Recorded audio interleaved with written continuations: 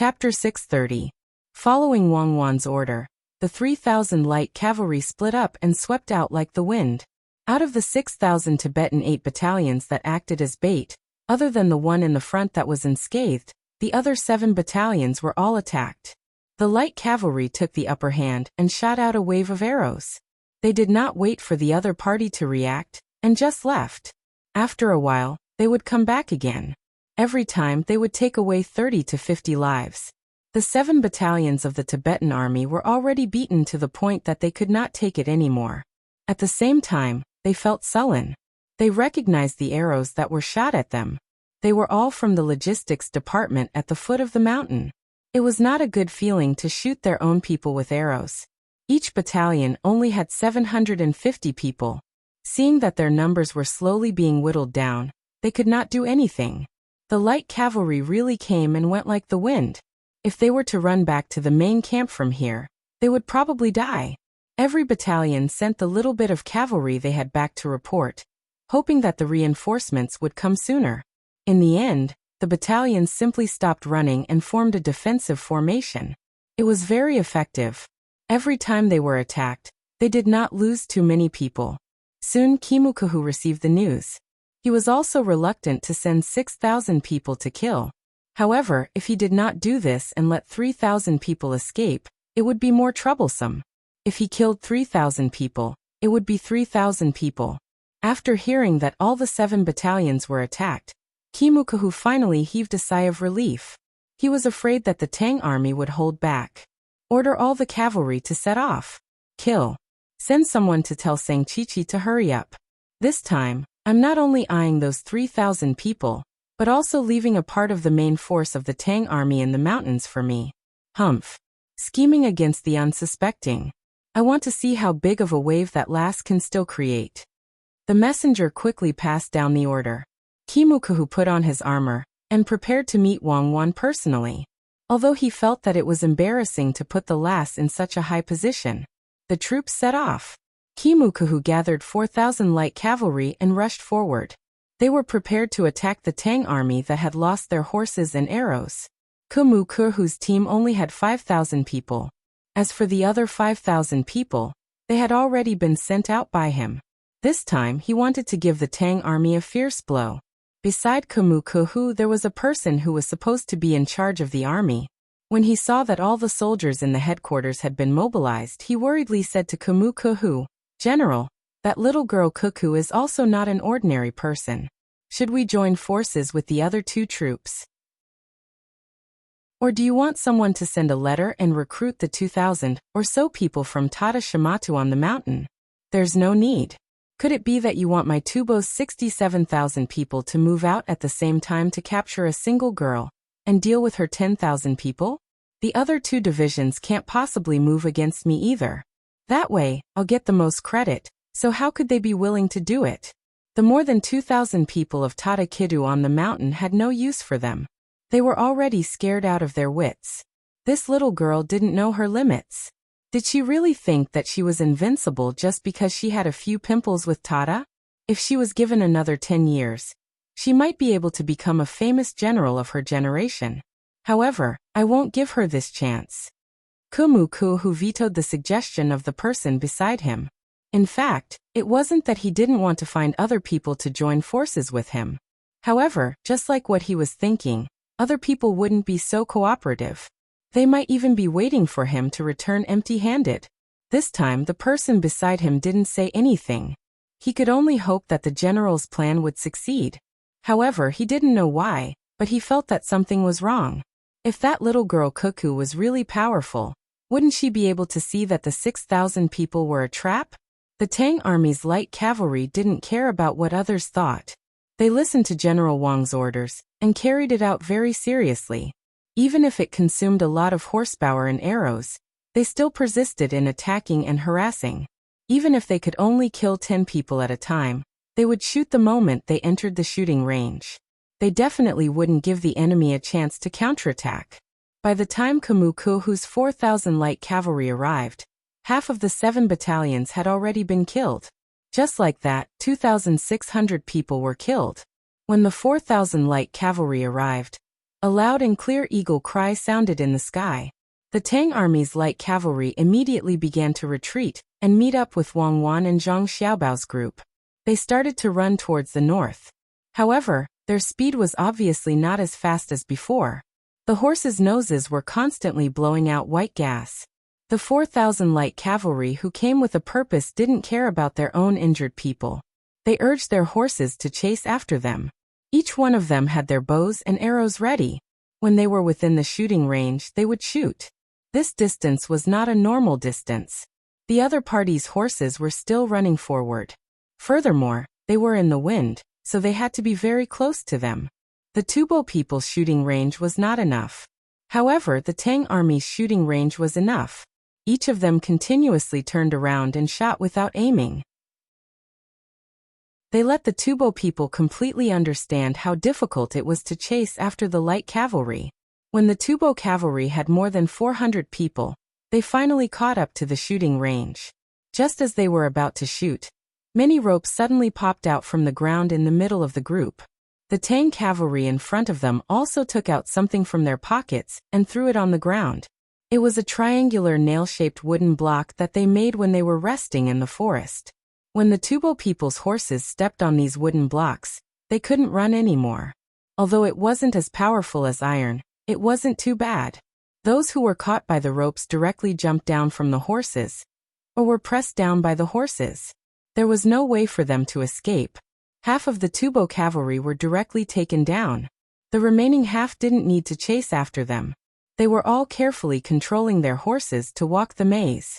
At this time, a rain of spears suddenly shot out from the forest, followed by shouts of killing. Shui Yun shouted excitedly in the sky. It was very clever and didn't come down to do any sneak attacks. It was also afraid of being shot by the arrows.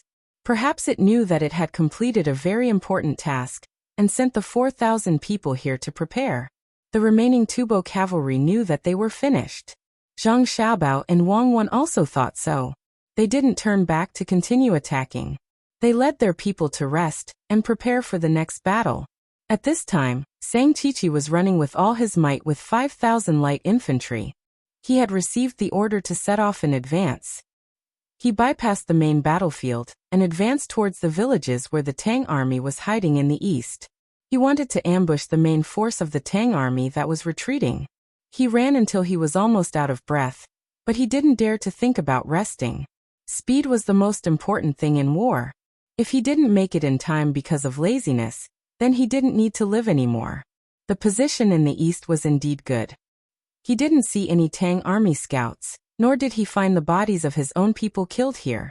Sang Qiqi felt that he was about to make a great contribution.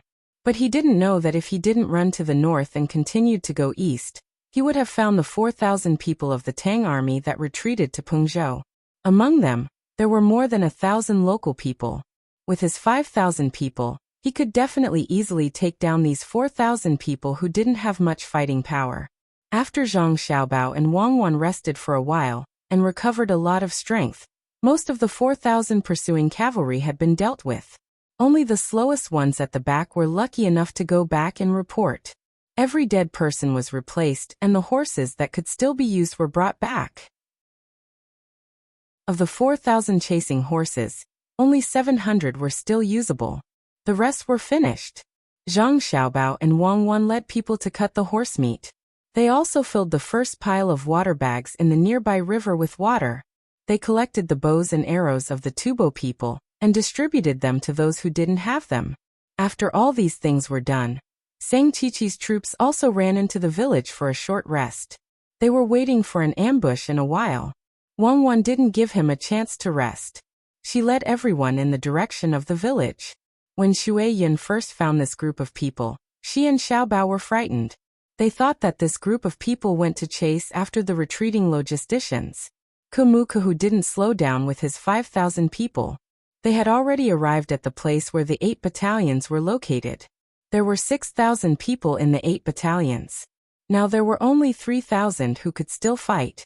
More than 2,600 people died, and the rest were seriously injured. It could be said that the losses were heavy. Kumukahu would be lying if he said that he didn't feel bad. But when he thought that the cavalry in front of him had wiped out the enemy's cavalry, he and Sang Chi would work together to severely injure the rest of the Tang army. That would make up for the losses here. He believed that he could ask where the main force of the Tang army was when he caught the people of the light cavalry. After gathering the remnants of the 8 battalions, Kamukahu led the team and continued to move forward. He also asked everyone to run. This way, they could move faster and avoid the Tang army from escaping in advance. But what he waited for was not the news of the victory of the cavalry, but more than 100 cavalry who escaped. After a series of inquiries, Kamukahu gritted his teeth so hard that they were about to break. The main force of the Tang army actually appeared. They even cooperated with the light cavalry to destroy his cavalry. They even used tripping ropes. Was it a precaution in advance, or a plan to deal with his cavalry this time? At this time, Kamukahu was like Tatatu at that time. He had no idea. If it was the former, he could immediately lead people to kill. If it was the latter, should he chase? It turned out that not being able to guess the enemy's tactics on the battlefield was so uncomfortable. Chase, no matter what. I have to see the main force of the Tang army. It's best to see what that little girl looks like. I have to figure it out. Kumyuk made up his mind. The group continued to run forward. After an hour, he saw the corpses of people and horses. Needless to say, they were killed by spears one after another. The blood gathered together and flowed into the river in the east, overflowing the pits left by the horses. When the Tubo people saw this scene, they felt a chill in their hearts. How ruthless a 9-year-old girl was. It was obvious that the people on the ground were the last ones to be stabbed. It was the same for the horses. None of them were left alive. In a more spacious area, someone even used something to write the mark of a pit. The blood was drawn in and formed words, Tubo words. Tubo plotted to destroy the Yangtze River embankment and directly killed 1655 people of Wangjiang and Shuzhou. Today I ask you, Tubo, do you still dare to do it? Seeing such words, all the Tubo soldiers were speechless. They finally understood why the Zhang family sent out such a killing god. It turned out that it was to avenge the people who were killed by the spies they sent to Wangjiang and Shuzhou. Wasn't this too vengeful? Something that happened so far away actually came to Tubo to look for it. Revenge for the smallest grievance. Ruthless, really ruthless. Now they finally knew how powerful the Zhang family and Wang family were. They would remember this name. Kamukahu could no longer describe his feelings. Was it fear or anger? Provocation, a blatant provocation. Being questioned by a 9-year-old girl using the blood of their own people in such a condescending manner. This was a challenge to a country with one person's ambition. No matter what he thought in his heart, no matter whether he answered or not, he was at a disadvantage and had no face left. Chase, I want to tear her apart with my own hands. Chase after her and fight it out. I want to see how they can escape. The anger in Kamukahu's heart was finally suppressed by fear. He was a general. If he could swallow this insult and let others threaten his own country, wouldn't he still be human? More than 7,000 Tubo soldiers also thought the same. If they retreated or stopped, wouldn't it be telling the 9-year-old girl that they didn't dare to do it? If that was really the case, they should just find a rope and hang themselves. It was a shame. There was no need to mention the grievance in their hearts. More than 7,000 people ran madly following the tracks. When they reached the front, they were all dumbfounded. The 5,000 people led by Sang Chi were being surrounded and shot by the 7,000 cavalry. From the looks of it, more than 1,000 people had already fallen. Kamukahu finally understood one thing. The Tang army that he was thinking about just now was prepared with ropes and specifically targeted him. Half of the bait he sent out was eaten. The 4,000 light cavalry could be said to be completely annihilated. Right now, this army that was supposed to be used for an ambush was found and killed by the other party. It was impossible for something like this to happen suddenly. It must have been planned by the other party. At this moment, the Tang army that was surrounding and killing suddenly stopped. A group of people came out from the group. In the front were 2 very cute children. When they were a certain distance away, the little girl immediately started to shout the Tubo language that she just learned. Kamukahu, right? Today, I killed your soldiers to take revenge for the people of Wangjiang. Let me ask you personally, do you still dare to do it? Tell me, do you dare? With a pu sound, 2 streaks of blood spurted out from Kumukuhu's nose. His body swayed and fell to the side. Everything in front of him was pitch black. When the Tubo soldiers heard this, their eyes almost popped out of their sockets. This was too much of a bully. If they had a rich vocabulary like Zhang Xiaobao, they would definitely curse at the top of their lungs *CK your mother, and then charge over to kill. However, they did not curse like that. They all cursed their own words and charged over without a care for their lives. Retreat, slowly wear them down. I don't believe it. When Wang Wan saw that the other party was charging, she turned her horse around and ran. The Tubo people did not care about the speed of the other party as they chased after them with all their might.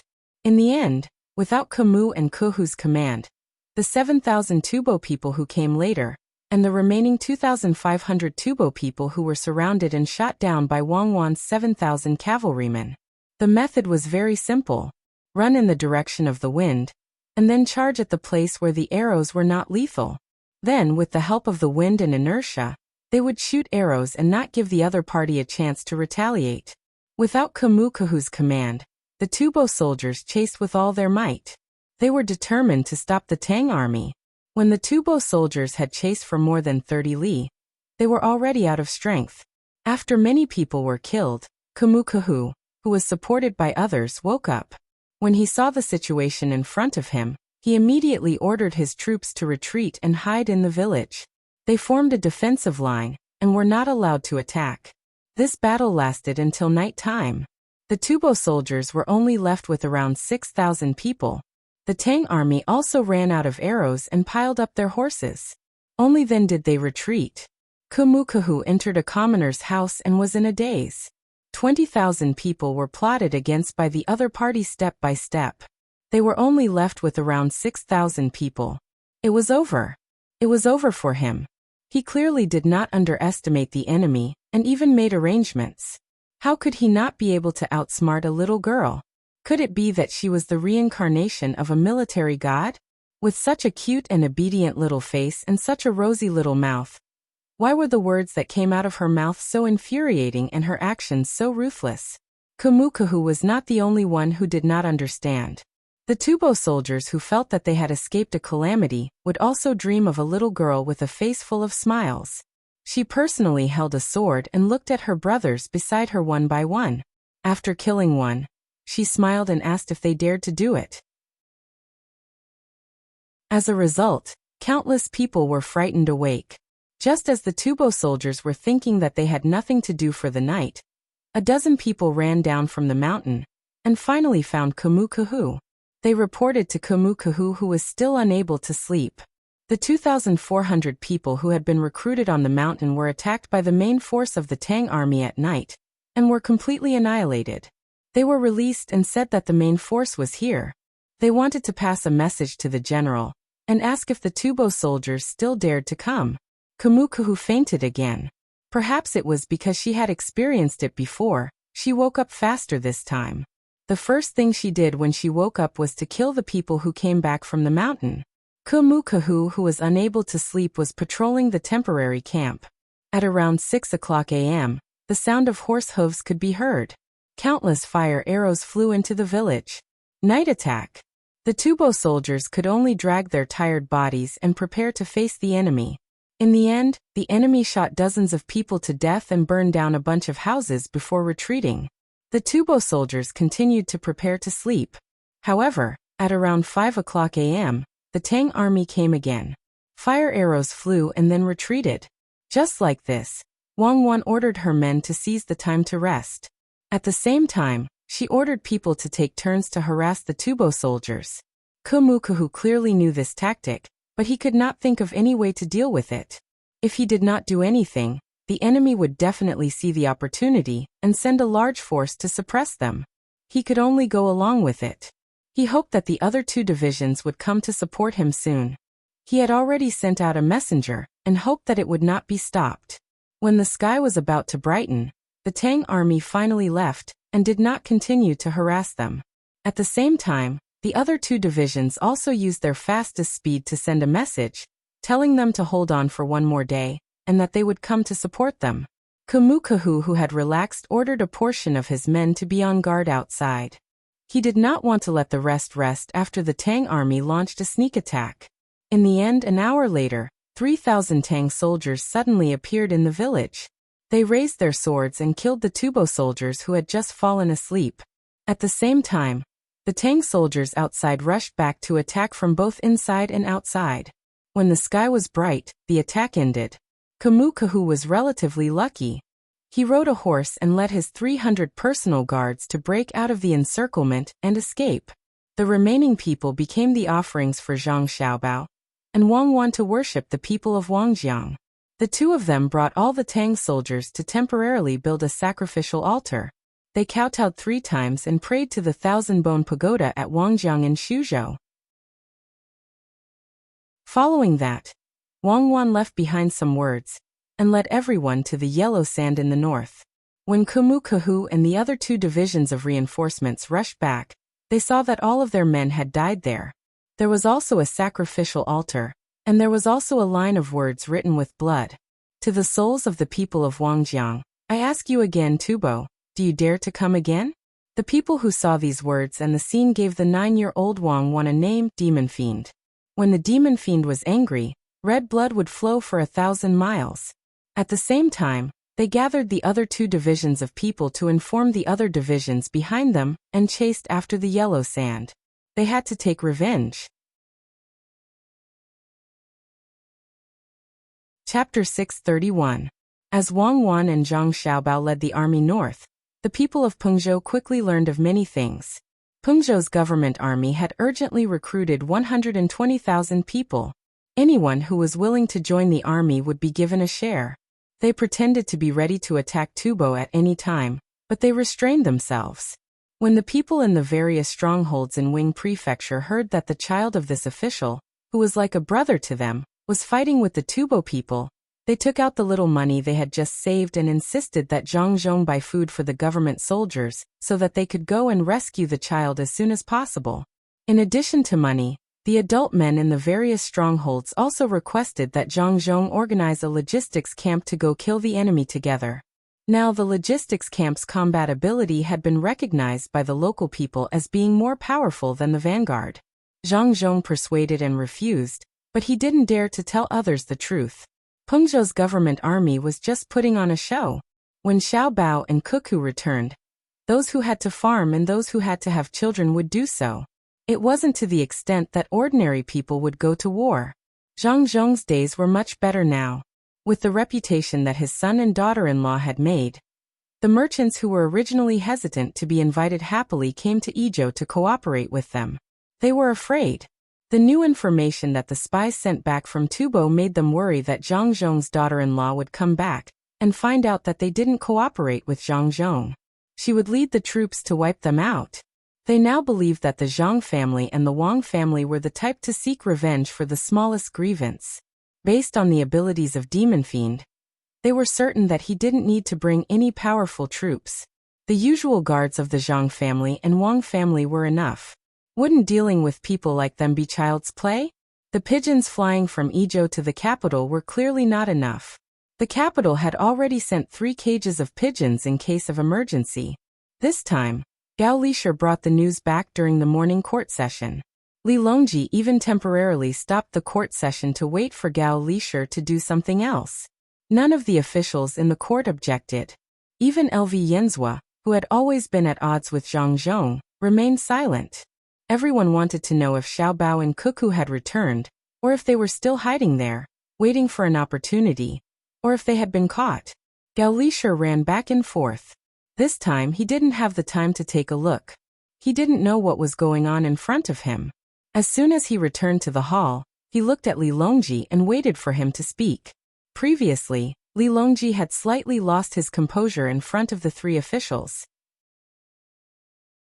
This time, in order to avoid such a situation, he first took a few deep breaths to calm himself down before instructing Gao Lishir, "Read."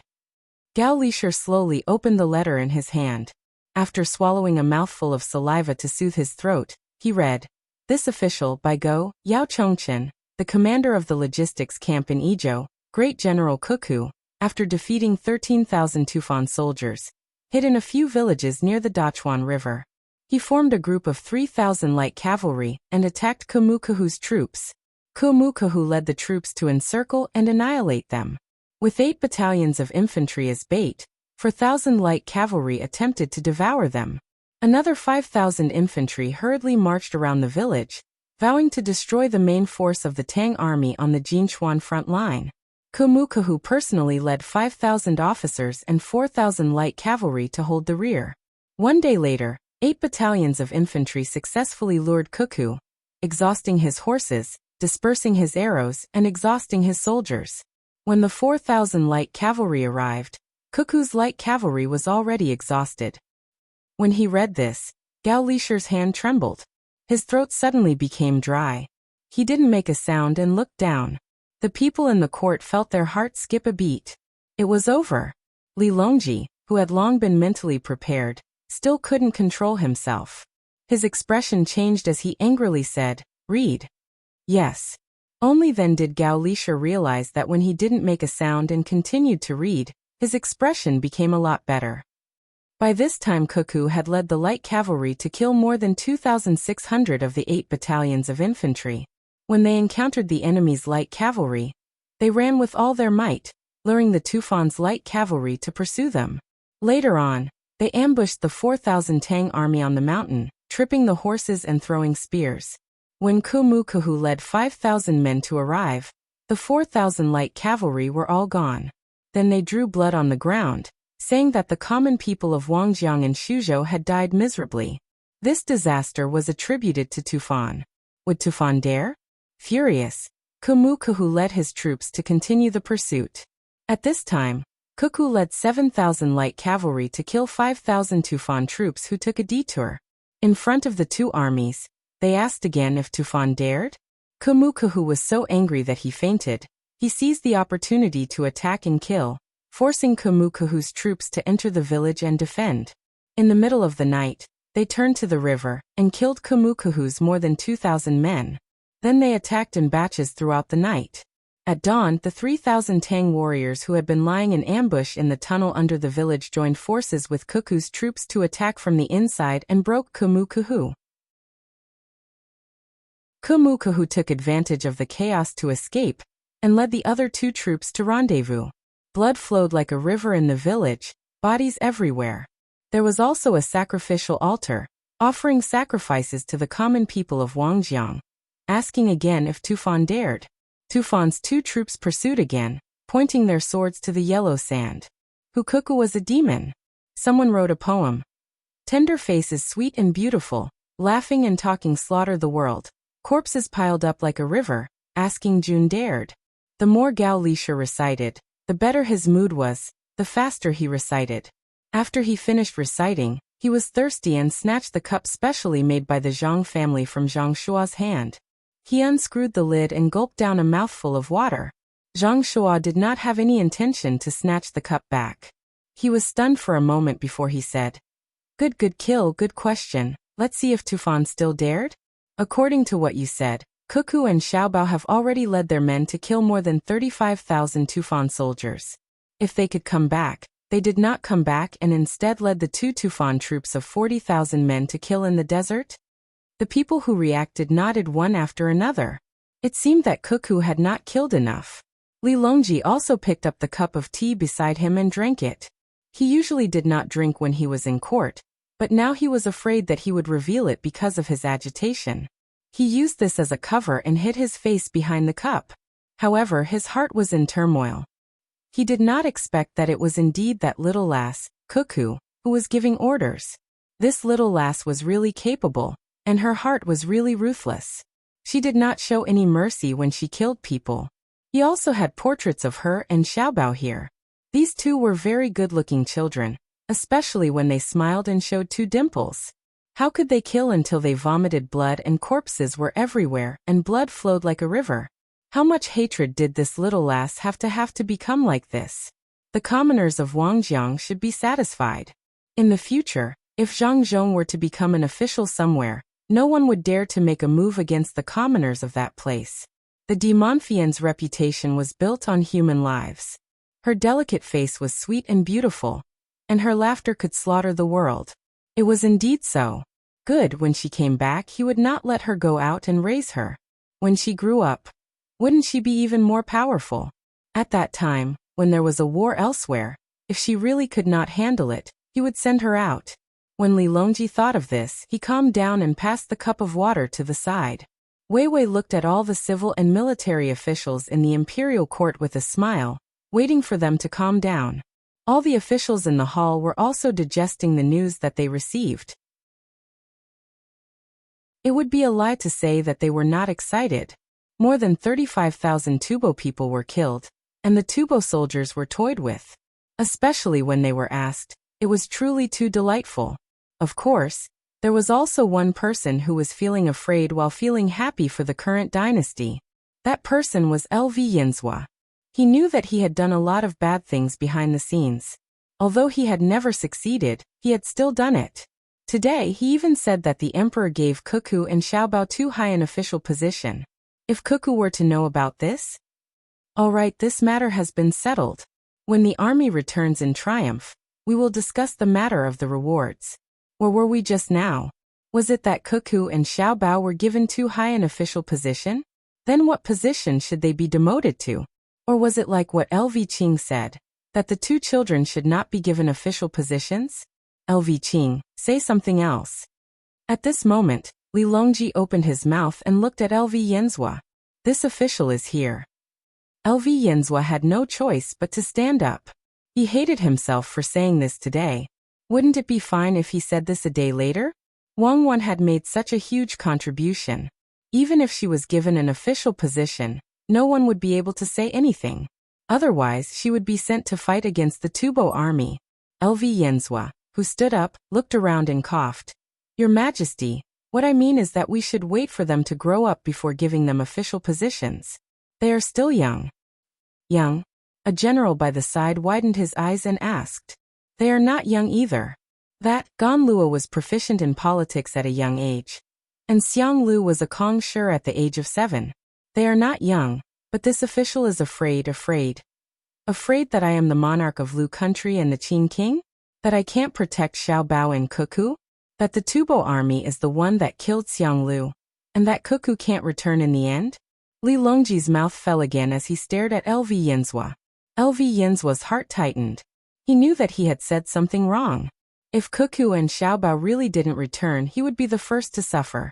Wasn't he saying that the emperor was as useless as the monarch of Lu country? That he couldn't protect the capable people of the country? After Li Longji asked this question, he didn't wait for LV Yinzhua to explain and immediately ordered. Issue an edict, order Jiannan to mobilize the elite troops to attack Jinchuan and Gada City. Let me occupy those two cities. Why can't I protect the two children who fought for the country? Even if I have to use people to fill in the gaps, I will bring back Cuckoo and Xiaobao. There is no need to discuss the matter of the two of them being mere empty officials. Is there anything else? Li Longji was really angry. Was he that kind of muddle-headed and incompetent emperor? He was waiting for Xiaobao and Cuckoo to help him more in the future. Not to mention that the two adorable children had an expert to teach them. Even if they were as monstrous as Xiang Lu, he still had to protect them. That was only for the monstrous talents of other countries, not for Great Tang. The officials began to discuss other matters. All of them tried their best to avoid the Zhang family and Wang family, so as to avoid being implicated. LV Yinzhua also kept quiet. If he continued to find trouble, he would be the first one to be torn apart. The first thing that was sent out was the imperial edict. Li Longji was originally prepared to fight with the Tubo army. Originally, he wanted Guotu to launch a sneak attack, and after the Tubo army attacked, Jiannan would mobilize the army to launch a successful counterattack. Since a large portion of the Tubo army was destroyed and a portion was lured away, it was the perfect time to launch an attack. At the same time, it would make things easier for Cuckoo. He believed that Cuckoo would definitely be able to lead the troops to defeat the Tubo army and return victorious. He heard that the two children were good cooks, and perhaps he would have the opportunity to taste it personally.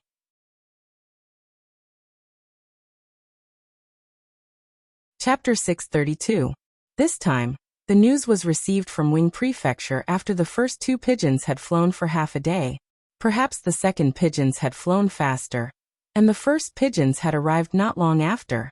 The matters in the imperial court had already been discussed, but the court had yet to be dismissed. It was a good opportunity to see if there was any new news. It shouldn't be bad news. Even if they couldn't win against Wan, they could still escape. The 2 people that were sent after her could escape with the eagle. Sure enough, it wasn't bad news. In the letter, it was written that Yin Shuifei had made arrangements after arriving at Pengzhou. He wanted Pengzhou to take over the logistics and Tubo's 4,000 people, as well as provisions, and send the commoners to Wing Prefecture. At the same time, he wanted the imperial court to go to Sanshui County to find the person who raised the eagle with Zhang Ying. He wanted this group of people to go to Pengzhou, and when they arrived, they would cooperate with Pengzhou to make a feint attack against Tubo. This would slightly restrain the Tubo's armored cavalry. Then he would transfer 10,000 elite troops from Jiannan Circuit to secretly go to the villages with tunnels under the cover of the feint attack. Don't forget to go to Wing Prefecture to get things when you go there. It was the charcoal and vegetable oil that had been collected some time ago. Bring them to the villages and wait for him to come back. Hide well, and don't be discovered. When he returned to the army, they would cooperate with him. He wanted to send a general who didn't need to be too capable, but had to be obedient. When the officials in the imperial court heard this news, some of them sucked in a breath of cold air. Cuckoo, this little lass, was too formidable, right? She had already started making arrangements for the following matters. She was really bold. She actually wanted to ambush Tubo at that place. Didn't she already use that village once? Wasn't she afraid of being discovered if she used it again? Didn't she start buying the vegetable oil and charcoal a long time ago before Zhang Zhong arrived? She even wanted to bring it to the villages. Could it be that she would need it at that time? What was it for? How was Cuckoo planning to use 10,000 people to ambush them? Li Longji didn't expect that Cuckoo's arrangements would be so far away. She had already prepared provisions in Wing Prefecture, and even asked him to go to Sanshui County to find the eagle. She also made arrangements to send Pengzhou to make a feint attack. If this was the case, wouldn't his previous decree disrupt Cuckoo's arrangements? This arrangement was no longer a tactical one, but a strategic one. Should he take the lead, or should he listen to the little girl? Li Longji found himself in a difficult position. At this moment, LV Yinzhua felt that his opportunity had come. He looked enviously at the officials in the imperial court who had beautiful cups. Thinking that no one in his family had ever given him such a cup, he felt that he could build a good relationship with the Zhang family. Thus he stepped forward and said to Li Longji, "Your Majesty, there's something that I don't know if I should say or not." "If you don't know, then don't say it." Li Longji was still angry with LV Yinzhua, so when he heard LV Yinzhua's question, he didn't give him any face at all. LV Yinzhua was stunned for a moment. That wasn't right. What followed should have been, "It's fine." Why did it change? "Your Majesty, may I be so bold as to say something?" LV Yinzhua shamelessly ignored Li Longji's warning. Seeing that the higher-ups didn't object, he continued. "This subject thinks that Miss Cuckoo is a rarely seen general. She must have her reasons for making such arrangements. There is no harm in following her instructions." "Then did we issue the wrong decree?" Li Longji asked. "No. How could your Majesty be wrong? Cuckoo isn't wrong either. This subject thinks that Cuckoo had Pengzhou feign an attack, because she was afraid that the generals leading the army would be at a disadvantage. After all, the Tufan cavalry was mobilized, so she had Falcon follow. She was worried about the other generals and didn't understand them well. She was worried that our court would suffer too many casualties. Does your Majesty agree?" LV Yinzhua continued to explain to avoid being misunderstood. Li Longji thought for a moment, then nodded and said, "Yes." All the civil and military officials in the imperial court also admitted that they couldn't find a general as powerful as Cuckoo. There were generals who could win battles, but they couldn't find one who could kill so many enemies with so few casualties. It wasn't like in the past, when there were still many famous generals. Seeing that the emperor agreed, LV Yinzhua continued, "However, our court can't always let Cuckoo lead the army every time there is a battle. Wouldn't our court have no one?" Your Majesty can send troops from Jiannan Circuit. At the same time, send 10,000 elite soldiers to follow Cuckoo's instructions. As for the deployment, Cuckoo is a famous general and will adjust accordingly. If Your Majesty agrees, this subject will personally go to Sanshui County to train the Falcon to coordinate with our court's march. This subject's neck was stiff last night, and has already had someone check it. The effect wasn't good. This subject also wants to go to Dei Hospital to have a look. In order to ease the atmosphere, LV Yinzhua shook his head. He really felt that he couldn't move. All the officials in the imperial court laughed. Even Li Longji didn't have a sullen expression like before. In that case, Minister LV will be tired from the journey. Li Longji also wanted to see if Cuckoo could immediately adjust according to the layout. In his mind, Wang Wan was already a famous general. A famous general naturally understood that the situation was not constant, and the water was impermanent. In any case, the danger would be smaller if the troops were sent out. Even if the matter was settled, LV Yinzhua found an opportunity to ease the situation. Of course, he wouldn't take a carriage. There was a boat, and the river wasn't frozen yet. Wang Wan was still leading people to escape. This time, she was satisfied. After killing so many people, when the news spread to Shuzhou, the people there would definitely cry and then be very happy to avenge them. The message from the eagle was written by Zhang Xiaobao. He also had his own arrangements. Wang Wan didn't expect Zhang Xiaobao to have such a plan on the way to Yizhou. Riding on the horse, she said to Zhang Xiaobao, "Xiaobao, I found that you are really suitable for logistics. You have arranged everything that you can think of, and that might happen. Otherwise, you would have to do it now. I will reward you by making me red braised pork tonight." Women are starting to rebel when they have the ability, right? You want to reward me by making you food? Good idea. There are still 40,000 people behind us. I don't want to be buried in the sand. Zhang Xiaobao was very happy. He didn't have nightmares at night because of killing too many people. Wasn't it just a few people dying? His hands were also covered in blood. In the future, when he became a local official, who would dare to use the people to threaten him? The surrounding soldiers were also more relaxed. Although close to 1,000 people had died in this battle, they had still fought to show their might. What was the use of being a soldier if they didn't fight? Only when they killed their enemies until they became obedient, and didn't dare to look for trouble would they be able to live a stable life. A peaceful life was built with their lives. Just like the song that General Cuckoo taught. You don't want to be a soldier, I don't want to be a soldier. Whoever comes will protect the motherland, who will protect the home. Which country was afraid of death? Which country's people were waiting to be bullied? Wang Wan didn't care about what Zhang Xiaobao said. In any case, the food she ate had to be prepared by Xiaobao. Others suffered when they were fighting, but her food was not bad.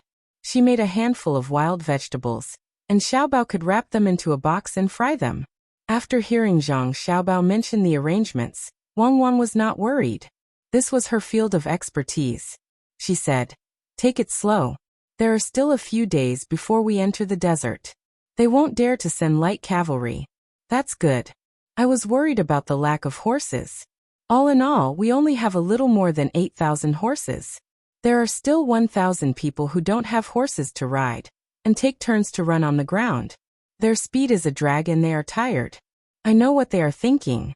They want to force us into the desert. They will block us outside and look for an opportunity to destroy us. This time, I will let them know that our army is a strong army that can fight in all weather and all terrain. Be prepared. Hunt more prey. I have use for it." Wang Wan did what she said. She sent people to see if there were any wild beasts around. If they encountered some small village, the poultry and livestock raised by the people were also fine. If they used weapons to exchange with the people would be very willing. The two groups following behind did think so. They didn't dare to send cavalry to chase and kill. It was easy to be schemed against. But it was easier to drive the Tang army into the desert. They would see what they could do when the time came. Kamukahu had no right to make a decision. In fact, according to his idea, they should fight now. Even if the Tang army died, it was still a little bit. How could 40,000 people lose to less than 10,000 Tang soldiers? But the army belonged to others. He couldn't command it. He was only allowed to go with the troops because they pitted him. Kumukahu gathered his remaining soldiers. In total, there were less than 1,000 people. He barely managed to form a battalion. Half of them were injured. They were given to him by the two groups. It turned out that Tatatata's soldiers were taken in. Otherwise, he wouldn't even be able to form a battalion. After following behind for 2 days, Kumukahu had enough rest. As long as he didn't think about the deaths of so many of his men, he would be like a normal person. He always wanted to take revenge for the deaths of so many of his men. Seeing that the Tang army in front was not moving fast, he felt that this was an opportunity. Hence, he found the leader of the other group, Lufututa. He discussed with Lufututa about borrowing some soldiers. He didn't need a lot. He just needed 3,000 cavalry. He brought his men and ran to the front to attack. If he did this, at least the Tang army's deployment would be disrupted. Otherwise, why would the Tang army be walking slowly in front of them?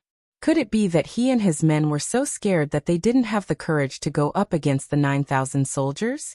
After Lufututa heard Kumukahu's idea, he decisively rejected it. He meant that Kumukahu, how dare you say such a thing?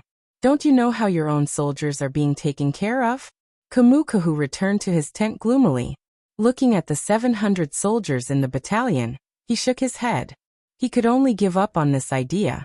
He felt like he had lost an opportunity, but Lufututa was tempted. The reason he rejected Kumukahu was because he didn't want Kumukahu to succeed. If that happened, Kumukahu would be able to make up for his loss. That wouldn't do. The reason why he let Kumukahu follow was because he had fought with the Tang army before. Even if he lost, he would still understand the Tang army in some aspects. Thinking about Kumukahu's plan, Lufututa decided to follow it. Wang Wan and Zhang Xiaobao were still busy with their preparations when Shui Yun flew to Pingzhou. It would probably take another 2 hours before it returned with news. Very quickly night fell. Zhang Xiaobao baked spring pancakes for Wang Wan, braised some wild vegetables with salt, stir-fried some shredded meat with rabbit meat, and made a bowl of soup with some bird's egg that he picked up. Although the ingredients were few and simple, the taste was not bad. Wang Wan rolled up a pancake and said to Zhang Xiaobao, "When we go back, why don't we open a small shop and find 2 people to be workers? I'll be in charge of the accounts and you'll cook. We have a big shop. Why don't you say that I'll be in charge of the accounts? I'm familiar with this. If I don't do it well and just lose money, won't I die of exhaustion if the food is delicious? Shui Yun is back, let's see what it says." Zhang Xiaobao watched Wang Wan eat. He was happy that Wang Wan was enjoying it. Of course, he felt that it would be better if Wang Wan could watch him eat. At this time, Shui Yun flapped its wings and landed. It rubbed its head affectionately with Zhang Ying and cried twice. No one knew what it was trying to say. They just watched Zhang Ying stroke Shui Yun's head and feed it something. Then he took off the thing tied to his leg. "Little young master, little miss, this is a letter from master." Zhang Ying could read quite a few words and knew who it was just by looking at the cover. He said as he passed it over, "My father? What happened to my father? Did something happen in Wing Prefecture?" Zhang Xiaobao took the letter and was puzzled. "Maybe he wants us to go back early. Xiao Bei and the others probably miss us. Let's take a look." Wang Wan stuffed the last bit of the cake into her mouth and said vaguely. Zhang Xiaobao was also a little homesick. He didn't ask for much, as long as he could see his family every day. That kind of happiness was something that ordinary people couldn't understand. He opened the letter, scanned it from beginning to end, and threw it to Wang Wan. He tapped his face with his hand and thought about something. Wang Wan hadn't read the letter yet. When she saw Zhang Xiaobao's actions, she knew that something had happened. Someone had been marked by Xiaobao, and it was a very serious kind. The consequences wouldn't be good.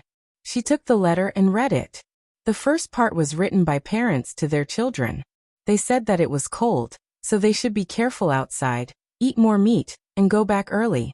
If they couldn't win, they should run. Don't foolishly fight with others. Everything at home was fine. The second part was written about recent events. It said that the people of Wing Prefecture were very cooperative. Merchants from other places also came to invest a lot. It was estimated that after the new year, They would be able to build a foundation here. Even if they weren't here in the future, the people of Wing Prefecture could continue to live a good life. They harvested quite a lot of fruits and used them to make fruit wine. They also harvested grain. Recently, the price of grain was much higher than before. In the past, a bushel of millet cost 16 copper coins. Now it had risen to 24 copper coins. Perhaps the price would fall after the autumn harvest. Their family did not lack money, so they accepted the expensive grain. It was important to plan early to make wine. The growth of hemp this year was good. Originally, they thought that the price would be cheaper, but it also rose by half. Many merchants here heard about the matter of set breeding and began to buy livestock and poultry. Fortunately, their family had bought a lot of mules in advance. Should they buy more? Or let the people of Wing Prefecture raise chickens in the mountains, just like in Sanshui County? This was what was written in the letter. It didn't mention who was scheming, who didn't cooperate, or what kind of decree the imperial court had sent. It seemed very normal. Wang Wan was puzzled. What was in the letter that made Zhang Xiaobao do such a scheming action? After waiting for a while, Wang Wan saw that Zhang Xiaobao was still meditating. Finally, she couldn't help but ask, "Xiaobao, are you in trouble? You've never thought about things for such a long time before." Zhang Xiaobao shook his head, took the letter, and read it from beginning to end. He threw it aside and said, "Troublesome, it's really troublesome. If I were at home, it would be easier. I ran so far away and can't do it at any time. Say in an economic war, how slow is slow, and how fast is fast. When it's slow, it can be done for a year and slowly plan. When it's fast, it's a race against time. If it's slow, it can't be done. If it's a step late, it can't be done. Isn't this troublesome?" "Ah. I asked you to read the letter. Did the letter say that it's an economic war?" Wang Wan took the letter and read it carefully. There was nothing wrong with it. It was normal for the price of grain to rise. Now that the autumn harvest was coming, it was the time for the last round of price increases. Then the price would drop a lot. Zhang Xiaobao nodded and said, "Yes, an economic war, and it's coming fiercely. If I'm not wrong, it must be someone from Tubo behind the scenes. He's a master.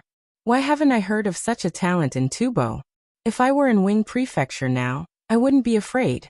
Can he overturn the heavens? Why can't I see it?"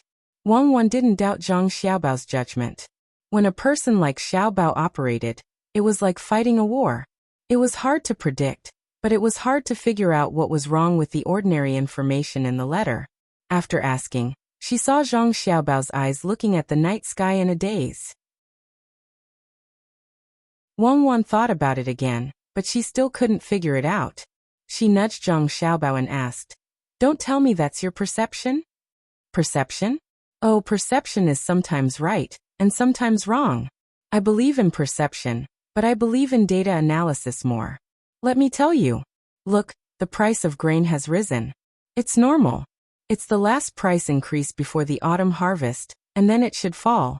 Fortunately, we can make a profit in the process and buy the farmer's grain at a low price. The price of hemp has risen. It's normal. Hemp is also a crop, and it's spread. Ordinary people don't see any problems.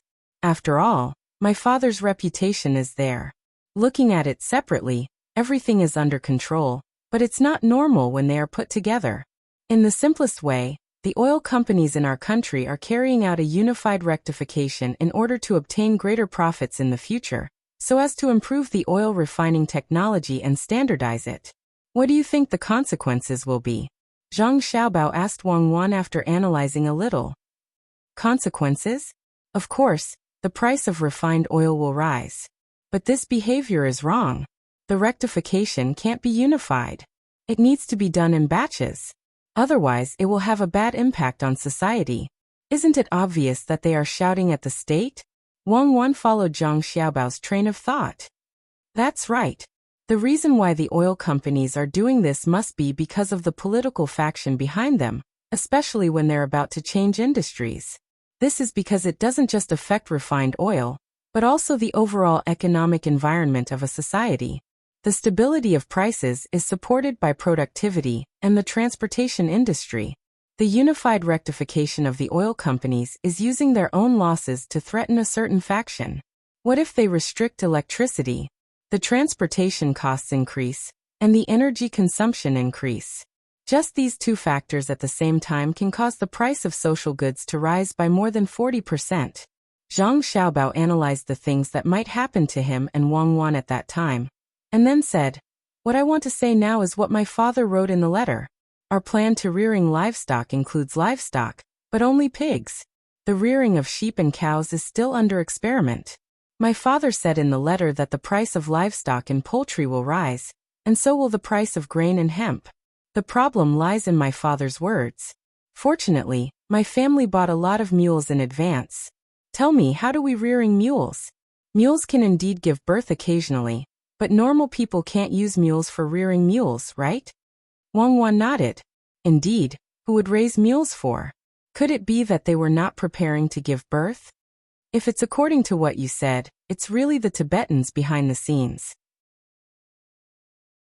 They want to attack our transportation industry, and through this, make the price of goods in Jiannan City rise, and make the people unable to make a living? Wang Wan shivered. She knew the power of economic warfare. For example, Zimbabwe in the past, and the Soviet Union before that. No, if that's the case, I really don't care. What's there to attack in the transportation industry? We don't have trains, cars, or planes here. We don't need animals to pull the goods. Don't we still have boats to transport them by water? Zhang Xiaobao shook his head. When Wang Wan heard Zhang Xiaobao's words, she suddenly realized that it was impossible to do things that were not in her field. When it came to war, Xiaobao could only think of ways to replenish his supplies. He was unable to give timely and reasonable commands, and he could not come up with too many tactical arrangements. But when it came to economics, it was definitely Xiaobao's world. When a letter was sent over, he could see the traces of war in it with just a glance. Then tell me quickly, what are they trying to do? Do you care about it now? Wang Wan humbly leaned beside Zhang Xiaobao and asked with a smile. She understood that whoever was in the field would speak, but she did not believe that Xiaobao was really afraid. As expected, Zhang Xiaobao laughed contemptuously and said, "Him? I'm just too far away, and it's not convenient for me to give commands. He dares to use such petty tricks on me? When I tried to play tricks, he would have already died. Don't laugh. Cuckoo, shouldn't we be more proactive? The best would be to launch a sneak attack on the logistics of the Tibetan army. The Tibetans have no money, they can't afford to fight. If my guess is correct, the imperial court must have made a new move, and it's bigger than what we thought. At the very least, the move in Pengzhou is obvious. War is a battle of money, the Tibetans don't want to lose. Some of them have already noticed that something is wrong, so they want to make money. The purpose of the acquisition is not to restrict us, but to develop them. That's why I said that the person behind the scenes is not bad. He can be considered a little talent. What a pity, Sai. I know what you want to say. You want to say that it's a pity that we met you, so stop bragging. Come, I'll give you a flatbread, I'll eat less. The taste of your flatbread is not bad, it's just that it's not chewy. Wang Wan leaned on Zhang Xiaobao and rolled a flatbread for him, then gave it to him and said, "It's broken. How do you want me to make it chewy? It's fine if you give me some big rice noodles, or I'll make you steamed noodles tomorrow. After fermenting, it's better than the steamed noodles now. And let's do it like that, I'll make soup dumplings for you." Zhang Xiaobao took a bite of the flatbread. It was indeed like what Wang Wan said, the taste was not good.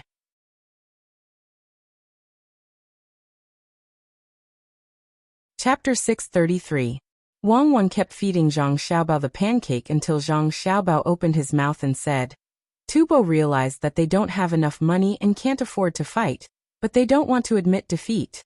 This is mainly because of you.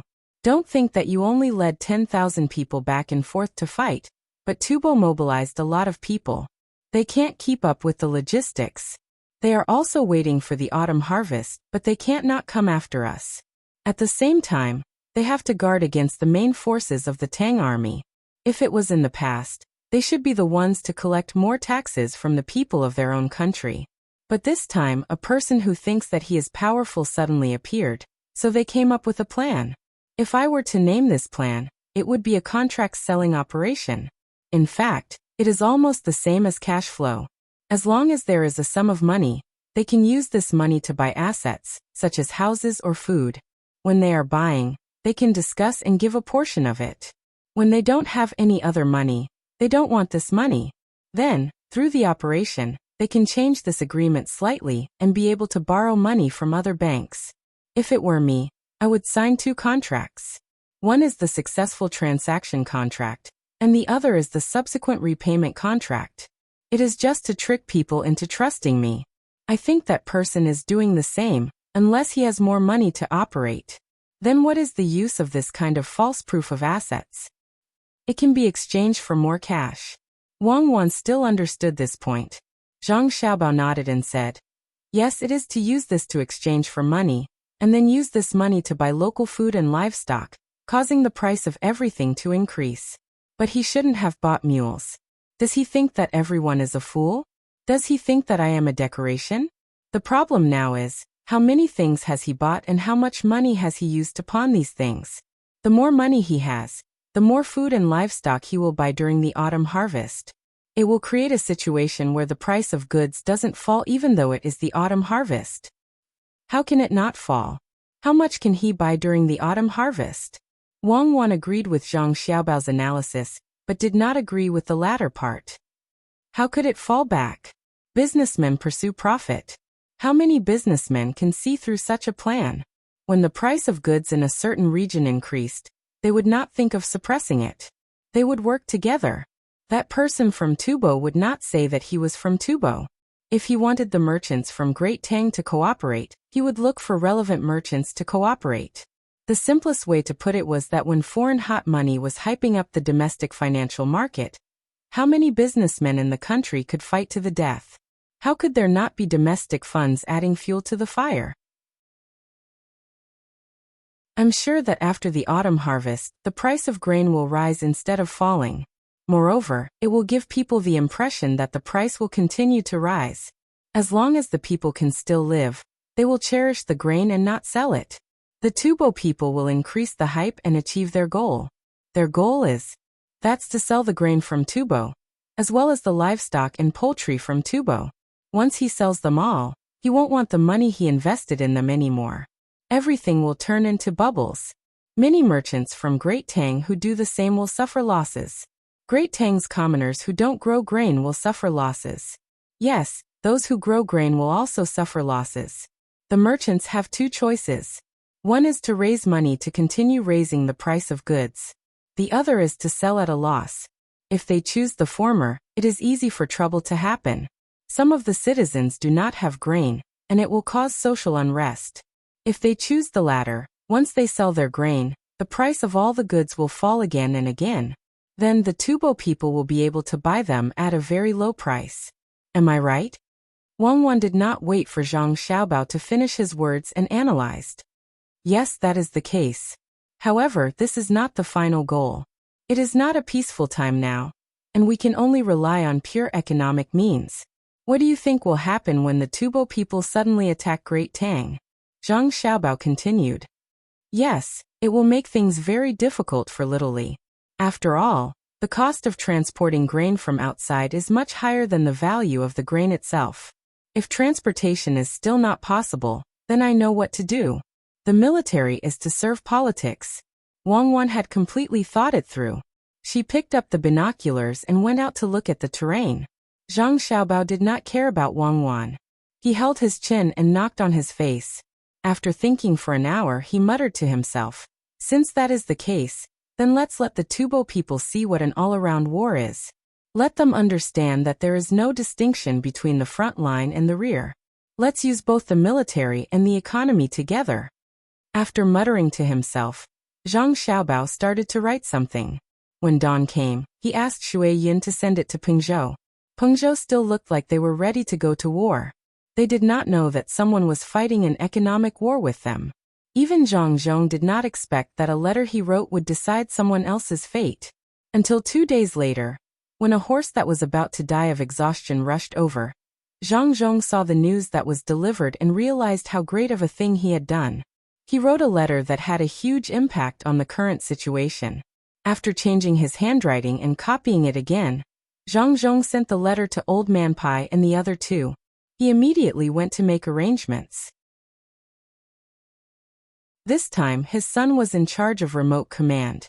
The people in the inner courtyard of Zhang family and Wang family were mobilized and were very busy.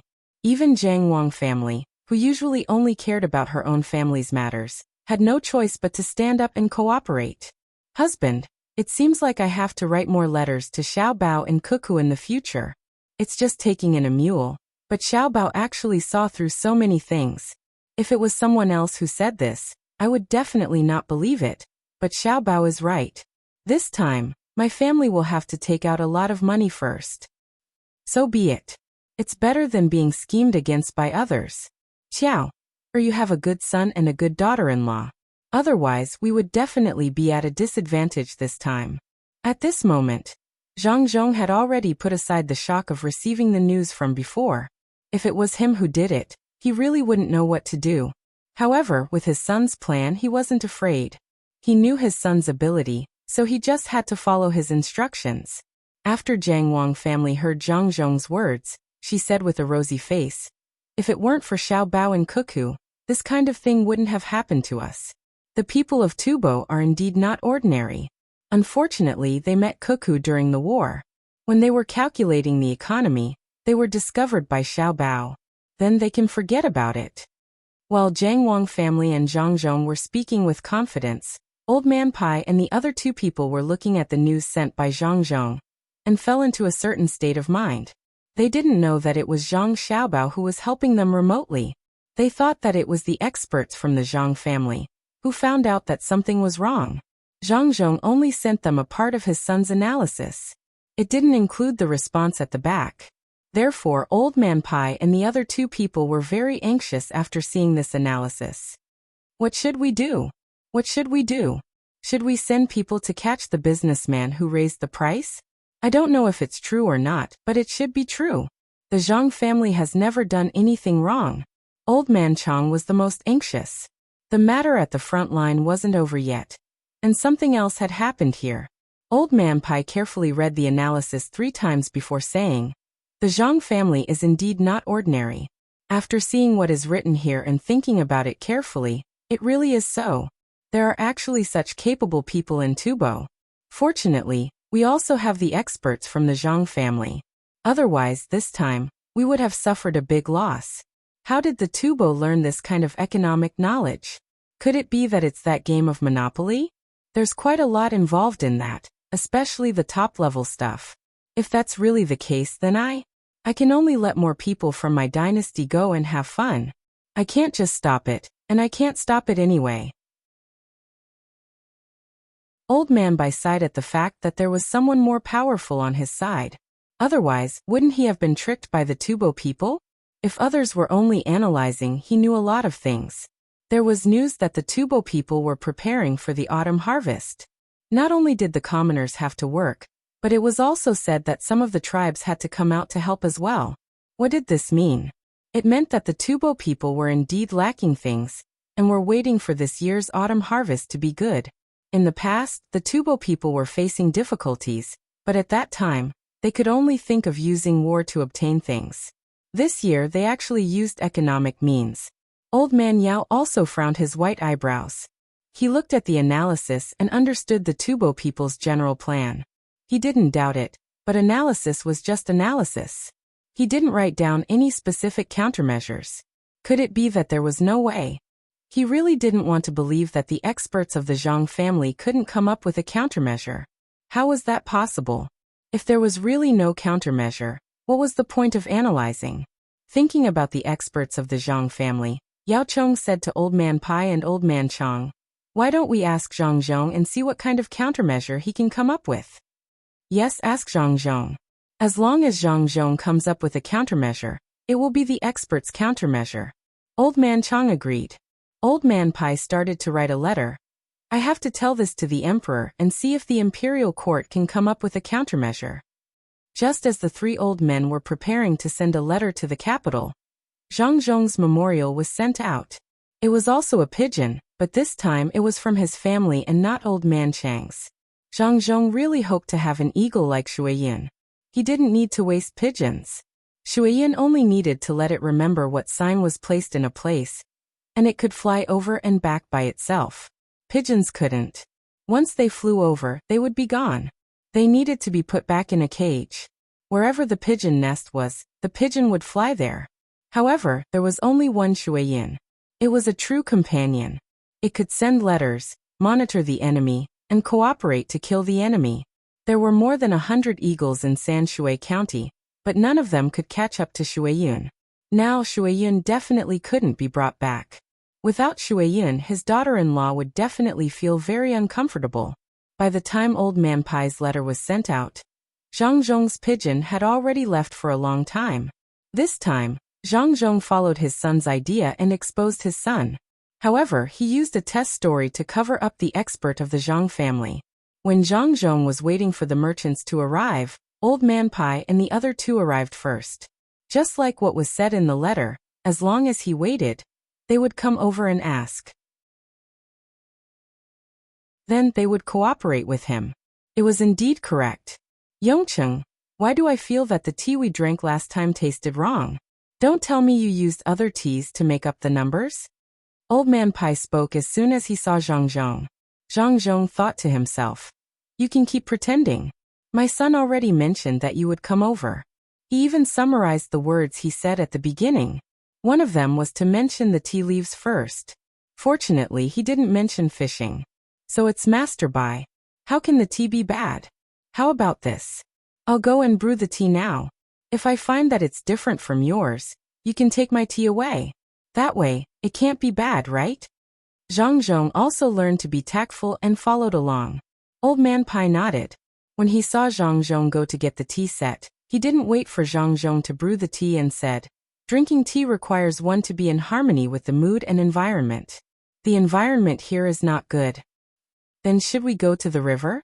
At this time, the riverside is not bad. Some of the grass is yellow, while others are green, Zhang Zhong probed. Yes, that's right. Look, I even brought the fishing rod. Old Man Pai immediately followed along with Zhang Zhong's words. When he was speaking, his follower came over and showed the fishing rod to Zhang Zhong. When Zhang Zhong saw the fishing rod, he felt sad for Tubo who wanted to fight an economic war. This is my son. Not only did he see the economic war, but he also had countermeasures. He could even predict Baigo's reaction in advance and had a follow-up response. No matter how powerful Tubo is, can you compare to my son's finger? Yes, according to my son's words, I can't beat you to death. This is a true plan of mine. He can predict the enemy first. Plus, he has a daughter-in-law who is good at fighting. It will be easy in the future. Seeing that Old Man Pai's people took out the fishing rod, Zhang Zhong was not surprised. He also took out a set of fishing equipment from the table beside him and said to Baigo with a smile, if Master Bai didn't come, I was going to go fishing too. Let's go together. Bring the tea set and go together. I've already prepared the bait. It's enough for 4 people. Therefore, while Old Man Pai and the others were surprised that Zhang Zhong also wanted to go fishing, the 4 of them went to the riverside outside the city. The weather was not bad today. It was not cloudy, and there was no fog. There was a group of children playing upstream. The 4 of them had different thoughts, so they didn't care if the child would affect the fish. Everyone was just fishing for the fish. Zhang Zhong divided the bait and casually threw out the fishing rod. He did not expect any fish to take the bait. He was fishing when he had nothing to do. If he wanted to eat fish, he would just use the net. He still had many things to do. If it was not to learn this kind of special method, he would not have come.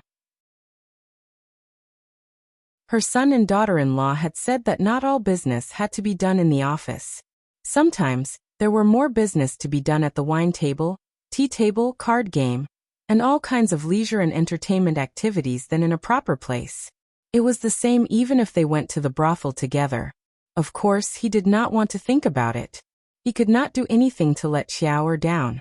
Besides, his son would not agree. Even if he really found a brothel, he could not expect to be accompanied by a woman. Last time, he was forced to go there. In the end, there was no woman accompanying him. A group of men came out. That time he saw his son's methods. When he came back, his son looked at him differently. He was wronged. He did not want to find a woman. Even if there was a woman accompanying him, he would not do anything to let Xiao down. Looking at his son's regretful and disappointed eyes, he felt that the sky was dark at that time. Zhang Zhong left behind a sequela. Whenever he was about to talk about business with someone else, he would remember what happened in the past. That one time was enough. If anyone King dragged him to the brothel again, he would fall out with that person. This was because he did not have a woman. If his son could not take care of himself, and a woman came out, how many people would die? Whoever dragged him should go and make arrangements for his funeral. Zhang Zhong's thoughts flew away while he was fishing. Old Man Pai changed the bait a few times, but he still did not catch anything. Thus he said to Zhang Zhong, "Yongcheng, I just realized that fishing is also a skill. You know that the fish are in the water, and you also know that the fish need to eat, but sometimes you are not in a hurry to catch the fish. Just now, I was in a hurry, so the fish did not eat the bait. Don't you think so?" Zhang Zhong also put away his fishing rod and changed the bait. When he heard Old Man Pai's words, he glanced over and thought to himself, "Sure enough, my son was right. This old man likes to play with people when he is fishing. Lord Bai can actually see the skill in fishing. I admire you. I don't know how to fish. I just remembered today. I had nothing to do, so I asked someone to prepare a fishing rod. Maybe it's because the fishing rod is not good. I am not sure." Zhang Zhong followed the steps written by his son. The small book also included this. According to his son, it was because he had been in contact with the fish for a long time and was familiar with it. It was a part of psychology. Old Man Pai waved his hand. Rather than saying that the fishing rod is not good, how can the fishing rod of the Zhang family not be good? Then you won't be able to find a good fishing rod in this world.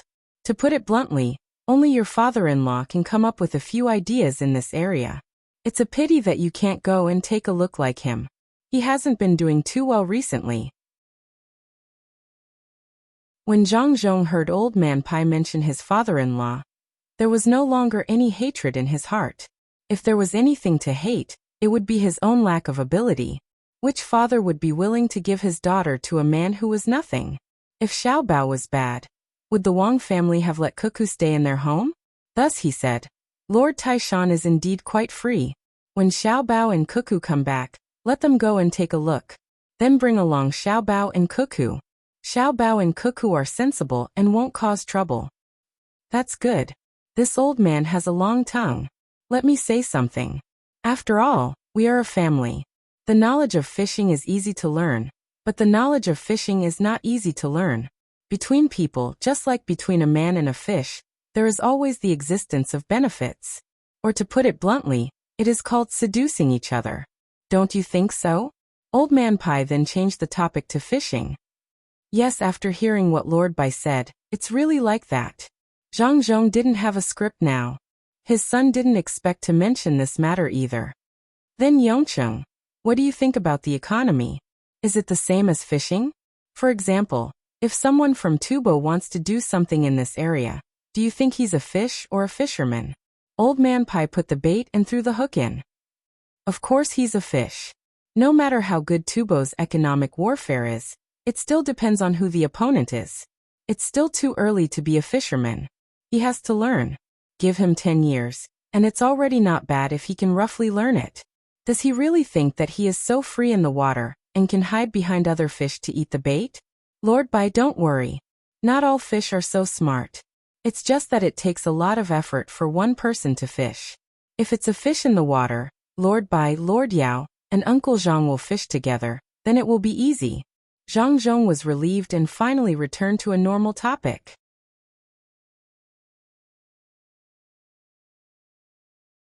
Chapter 634. He rides a bamboo horse, but when he approaches, he falls headfirst. In the courtyard where they lived together, the two young people played without suspicion.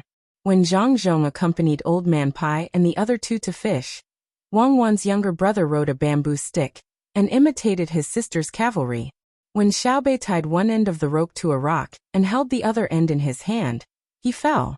His forehead was bruised and he cried loudly. Xiaobei squatted innocently at the side, and said that those who surrendered would not be killed. Wang Wan's younger brother wiped his tears and shook his head. Liar. Those who surrender will die even faster. Xiaobei's group of children caused quite a commotion. The children in the stronghold in Yizhou had already split into groups and started fighting. They took turns to be the Tufan and Tang soldiers. Usually, the Tang soldiers won. If the Tufan army won, they would have to start all over again until they were defeated. How could the Tufan army win? This kind of game originally existed, but now it had a clear position. It was not the officials catching the thieves, but the Tang army fighting against the Tufan army. The commoners did not care about how the children in their homes made a ruckus. As long as they did not cause trouble and played with the other children, it was fine. Occasionally, when they were happy, they would tell the children what they heard about the battle. They would exaggerate and embellish the story. Even the storytelling style used by Zhang Xiaobao and Wang Wan in the Little Pear Garden in Huayuan County was copied and told in restaurants and tea shops. The commoners were also willing to listen. Even if they had heard it many times, even if the versions were different, they would still listen attentively and feel comfortable. Gradually, it formed a trend of the whole people resisting the Tufan army. In the past, Blind Huang brought along a granddaughter to sing poems for others to make a living. Every time he raised a granddaughter, he would find a decent person for his granddaughter to marry. After that, he would find another granddaughter in a desolate place to teach her how to sing. In the past 20 years, he had already raised 3 granddaughters. Just as he was preparing to find another granddaughter to sing and earn money, he suddenly discovered the profession of storytelling. He felt that he could also learn how to earn some money. After learning for 2 years, with the knowledge of traveling extensively, he really did learn it. Because there were too many storytellers in the capital, there were only a few jokes that he could tell. Blind Huang, who was determined to find more opportunities, came all the way from the capital to Jiannan Circuit. As he walked, he told jokes, and he really did manage to save up some money. After arriving at this place, he found that there were indeed many stories that he could tell. After inquiring with the commoners who knew the general situation for a few days, he made up his own stories. Narrowing his eyes, he found the Yishui city at the intersection of the Great River and the Yishui River. In the city, there was a restaurant called the Linjiang Restaurant. It was 3 stories high and took up 10 zhang of the street. It was not small, and it was bustling with the noise of carriages and horses. The waiters in charge of welcoming customers were coming in and out of the restaurant.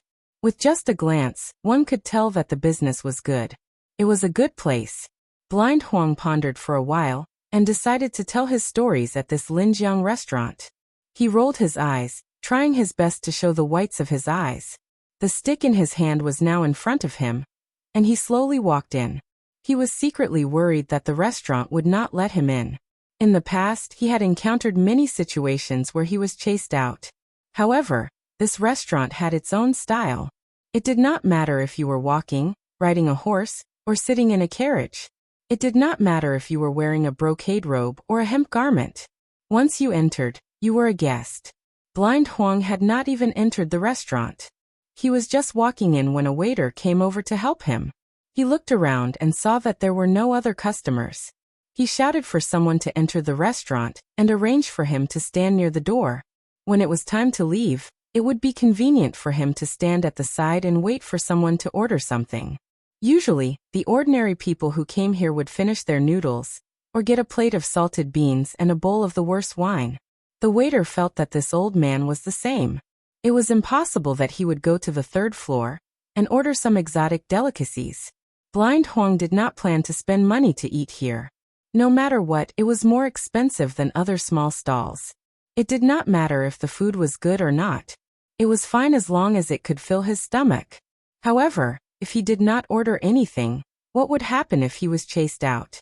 He could only choose the cheap things. He asked for a plate of salted beans and asked for tea. He did not order anything, meaning that he only wanted to eat a plate of salted beans.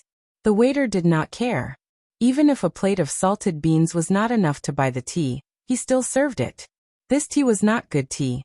If one wanted to drink good tea, they had to order something else, the kind that cost money. He also took half a head of garlic and placed it on the table. Eating garlic was a common practice. Many people asked if there was any garlic when they entered. If there was, they would eat it. Blind Huang was a little flattered. He didn't expect that Linjiang restaurant would be able to do business to such an extent. It was almost on par with Shuiyin restaurant in Sanshui County. Over there, no matter what they ordered, even the cheapest 1 copper coin dish would be given 4 small plates. Of course, beggars did not need to go through the front door. They would wait at the back. If there were leftovers, they would naturally bring them. Even if there were times when there were no leftovers, there would be leftovers and a large wooden barrel filled with vegetable soup. In terms of benevolence, between the clouds and the water looked down on its peers. After praising Linjiang restaurant in his heart, Blind Huang reached out and picked up a bean. He threw it into his mouth and tasted it carefully. It was not bad. There was also the fragrance of anise. If only there was a bowl of wine. When the waiter saw that the old man did not order anything else, he turned around and went back to work. He could not be like the 3rd floor, waiting outside the private room at all times. Blind Huang ate a few beans and drank half a bowl of tea. He cleared his throat and slammed his hand on the table, attracting the gazes of the people around him. Only then did he open his mouth and say, "This is the first time I've ever heard of this. I have traveled north and south, crossing 1,000 bridges. There are many things in the world. Immortals are always happy and unfettered. Mortals cry and laugh when they are angry. I have been to Qiantang to see the rising tide. I have seen the beautiful peonies of the capital. Today, I have come to Jiannandao. Jiannandao is shaken by wind and rain. Tubo invades the border every year. The fog rises and the heart is anxious. Flying cavalry runs below the city walls. Arrows rain from the top of the city walls. Let me tell you about Cuckoo.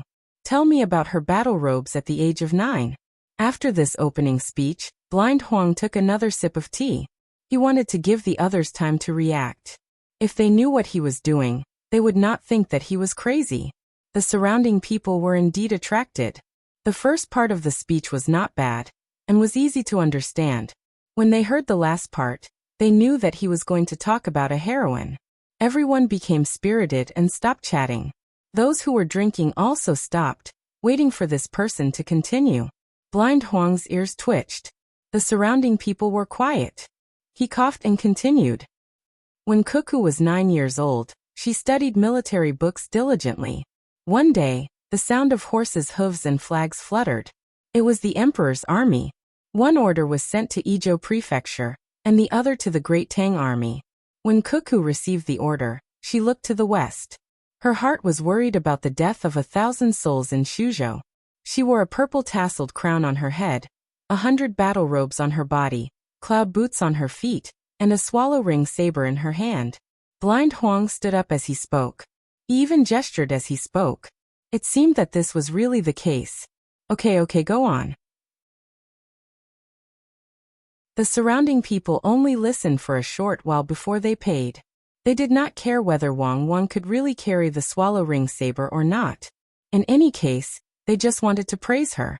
Blind Huang did not expect that after just a few words, someone would pay him. Good, talking about this was better than talking about other things.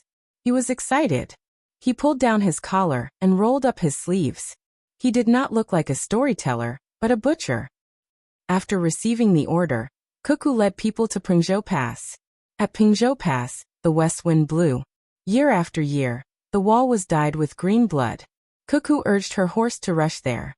7 days later, she stood facing the pass. At this time a scout came to report. Guotu's army has been attacked and is trapped in the Great Jinchuan. It is extremely urgent. When Cuckoo heard this, her eyebrows raised. She held the swallow ring saber in front of her and shouted angrily, "Hey! Tubo bullied our great Tang, because we have no people.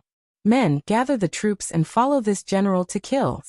That is truly the sound of iron hooves suppressing the border. If we don't kill Tubo, we swear we won't return." At this point, Blind Huang paused. No one cheered. They were all waiting for him to continue talking about how Cuckoo killed the enemy. Although the crowd had already heard many versions of the story, they still wanted to hear more. This was especially true for this storyteller.